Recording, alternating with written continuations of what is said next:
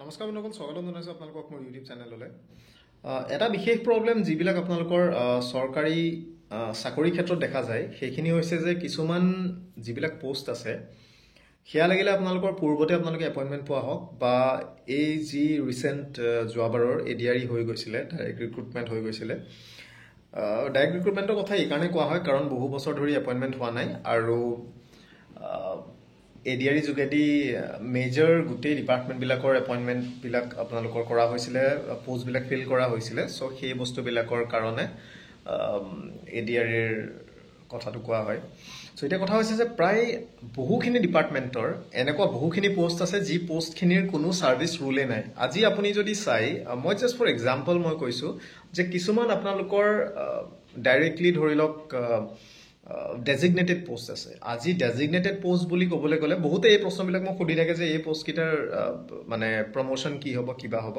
চ' promotion এইকাৰণেই নহয় কাৰণ তেওঁলোকৰ কোনো স্পেচিফিক ছাৰ্ভিচ ৰুল নাই আৰু সেই পোষ্টখিনিক ডেজিগনেটেড পোষ্ট বুলি এইকাৰণে কয় কাৰণ তেওঁলোকৰ এটা স্পেচিয়েল কাম কৰিবৰ কাৰণে, এটা স্পেচিয়েল মানে ডিউটি তেওঁলোকক কৰাবৰ কাৰণে সেই পোষ্টকেইটা ক্ৰিয়েট কৰা হয় আৰু সেই পোষ্টখিনি ধৰি লওক এপইণ্টমেণ্ট কৰা হয় বা কাম কৰোৱা হয়।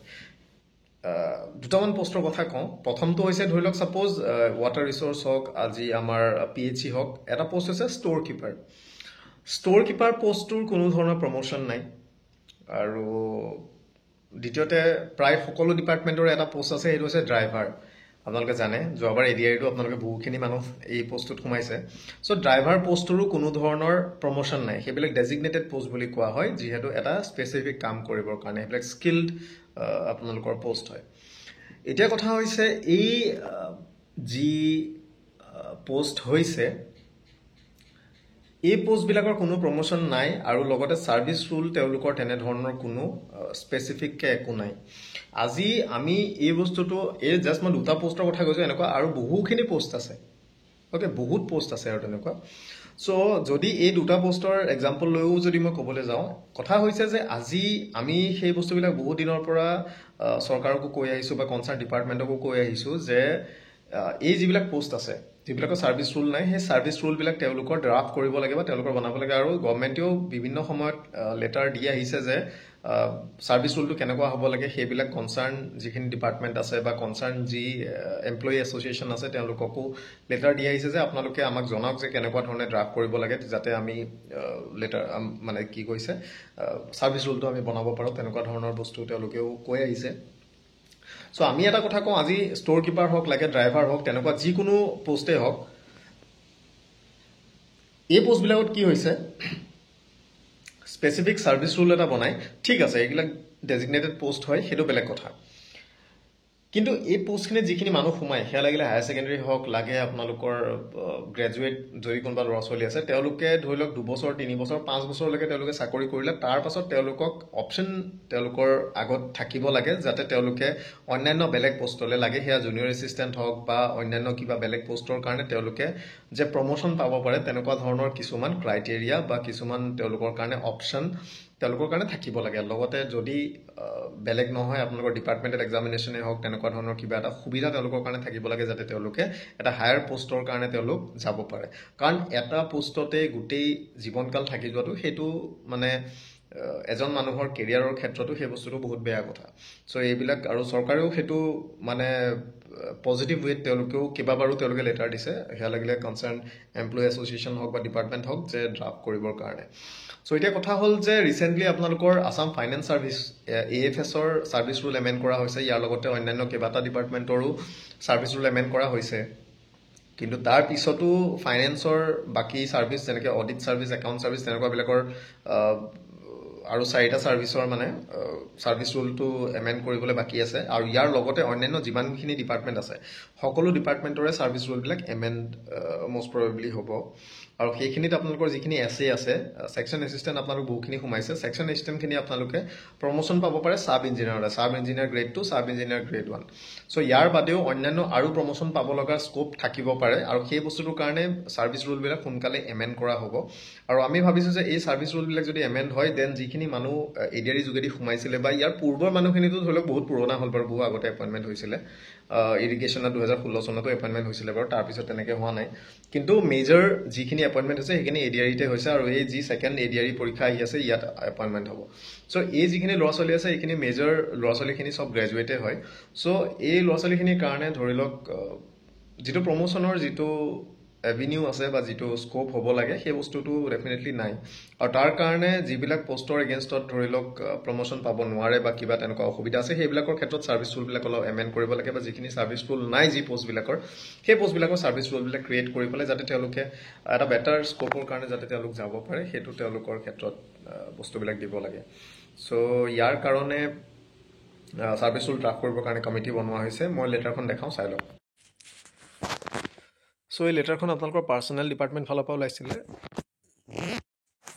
পাৰ্চনেল বি ডিপাৰ্টমেণ্ট ফালৰ পৰা ওলাইছিলে, আৰু ইয়াতে ফাইল নম্বৰ হয় ABP.26084/92 in pursuance of the decision taken by minutes of the meeting held with representative of Sadou Asom Karmachari Parishad on 22/9/2023 in the conference hall of Chief Secretary Assam. A committee is hereby constituted to formulate and amend the service rule of various departments and to monitor regularly this exercise so that service rules are prepared in a time-bound manner with following members.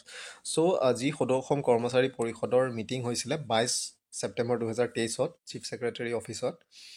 তাৰ পাছতে এখন committee বনোৱা হৈছিলে, যিবিলাক সকলো ডিপাৰ্টমেণ্টৰ, various department মানে অসমৰ প্ৰায় সকলো ডিপাৰ্টমেণ্টৰে যিবিলাক পোষ্ট আছে, পোষ্টবিলাকৰ ছাৰ্ভিচ ৰুল এমেণ্ড কৰিবৰ কাৰণে, আৰু সেইটো ৰেগুলাৰলি মানে এবাৰ এমেণ্ড কৰা বুলিয়ে নহয়, তাৰ পাছতো বাৰে বাৰে ৰেগুলাৰ বেচিছত সেইটো এমেণ্ড কৰি থকাৰ কাৰণে কমিটি বনোৱা হৈছিলে, যাতে মানুহখিনিৰ কেৰিয়াৰ হওক বা তেওঁলোকৰ ফাইনেন্সিয়েল বেনিফিট হওক সেইখিনি যাতে পায়। চ' ইয়াতে ছেক্ৰেটাৰী আপোনালোকৰ পাৰ্চনেল ডিপাৰ্টমেণ্টৰ চেয়াৰমেন হিচাপে আছে, ফাইনেন্স ডিপাৰ্টমেণ্টৰ ছেক্ৰেটাৰী মেম্বাৰ হিচাপে আছে, ইৰিগেশ্যন ডিপাৰ্টমেণ্টৰ ছেক্ৰেটাৰী মেম্বাৰ হিচাপে আছে, PWD বিল্ডিং NHৰ ছেক্ৰেটাৰী মেম্বাৰ হিচাপে আছে, স্কুল এডুকেশ্যনৰ মেম্বাৰ হিচাপে আছে ছেক্ৰেটাৰী, জইণ্ট ছেক্ৰেটাৰী GADৰ আপোনালোকৰ মেম্বাৰ ছেক্ৰেটাৰী, আৰু বাকী কৰ্মচাৰী পৰিষদৰ মানুহ আছে। চ' মেইন আপোনালোকে চাওক, পাৰ্চনেল ডিপাৰ্টমেণ্টৰ আণ্ডাৰত আপোনালোকৰ অসমৰ প্ৰায় মেজৰ ডিপাৰ্টমেণ্টখিনি ইয়াতে সোমাই গৈছে। সেয়া GAD হ'ব পাৰে, SAD হ'ব পাৰে, বা অন্যান্য সকলোখিনি মানুহ ইয়াতে সোমাইছেই। ফাইনেন্স ডিপাৰ্টমেণ্টৰ আপোনালোকে জানে, মই ক'লোৱেই যে আছাম ফাইনেন্স ছাৰ্ভিচ AFSৰ ছাৰ্ভিচ ৰুল অলৰেডি এমেণ্ড হৈছে। ইয়াৰ বাদে আপোনাৰ ফাইনেন্স ইকনমিক ছাৰ্ভিচ হওক, আপোনালোকৰ আছাম একাউণ্ট ছাৰ্ভিচ হওক, আছাম অডিট ছাৰ্ভিচ হওক, সেইখিনি সোনকালে এমেণ্ড হ'ব। ইৰিগেশ্যন ডিপাৰ্টমেণ্টৰো আপোনালোকৰ এমেণ্ড হ'ব। ইৰিগেশ্যনৰ আপোনালোকৰ গ্ৰেড 4 হওক বা গ্ৰেড 3ৰ ক্ষেত্ৰত হওক, সেয়া লাগে আপোনালোকৰ ছেকশ্যন এছিষ্টেণ্টৰ হিচাপে হওক, জুনিয়ৰ এছিষ্টেণ্ট হিচাপে হওক, বহুখিনি এমেণ্ড হ'বলৈ আছে, কাৰণ ইৰিগেশ্যনৰ আপোনালোকৰ হায়েষ্ট হেড এছিষ্টেণ্টলৈকে পায়। তাৰ ওপৰতো হয়তো যদি ছাৰ্ভিচ ৰুল কিবা এমেণ্ড কৰি যদি তেওঁলোকে দিয়ে তেতিয়া পাব পাৰে। চ' বিল্ডিং NHৰ পাব্লিক ৱৰ্কছৰ PWD বিল্ডিং NHৰ আছে। চ' বিল্ডিং NHৰো আপোনালোকৰ বহুখিনি মানুহৰ আপোনালোকৰ চাওক প্ৰমোশ্যন বহুত কম। চিফ ইঞ্জিনিয়াৰ অফিচৰ বা এডিশ্যনেল চিফ ইঞ্জিনিয়াৰ হ'লে প্ৰমোশ্যন বেলেগ, আৰু ডিষ্ট্ৰিক্ট অফিচৰ হ'লে প্ৰমোশ্যন বেলেগ। চ' মষ্ট প্ৰবেবলি ডিষ্ট্ৰিক্ট অফিচখিনিৰো প্ৰমোশ্যনৰ স্ক'পটো অলপমান বাঢ়িব যদি ছাৰ্ভিচ ৰুলটো তেওঁলোকে ভালদৰে এমেণ্ড কৰে, বা যিখিনি কম্পিউটাৰ অপাৰেটৰ আছে তেওঁলোকৰ ক্ষেত্ৰতো হওক, বা ড্ৰাইভাৰ হয় ড্ৰাইভাৰসকলৰ ক্ষেত্ৰতো হওক। চ' আমি আশাবাদী। চ' স্কুল এডুকেশ্যন, চ' স্কুলৰ ছেক্ৰেটাৰীও বৰ্তমান ইয়াতে আছে। চ' স্কুলৰ ক্ষেত্ৰত আমি দেখিছোঁ যে যিসকল জুনিয়ৰ এছিষ্টেণ্ট সোমায় তেওঁলোকে ছিনিয়ৰ এছিষ্টেণ্টৰ ওপৰত তেওঁলোকে কোনো ধৰণৰ প্ৰমোশ্যন নাপায়। চ' হয়তো সেইসকলৰ ক্ষেত্ৰতো কিবা অলপ এমেণ্ডমেণ্ট যদি আনে বহুত ভাল হয়, আৰু তেওঁলোকক যদি ডিপাৰ্টমেণ্টেল পৰীক্ষা দি পেলাই তেওঁলোকক যদি ডেপুটি ইনস্পেক্টৰ স্কুল তেনেকুৱা ধৰণৰ পষ্ট পাবলৈ যদি তেওঁলোকৰ সুবিধা কৰে, যেন যথেষ্ট ভাল হয়।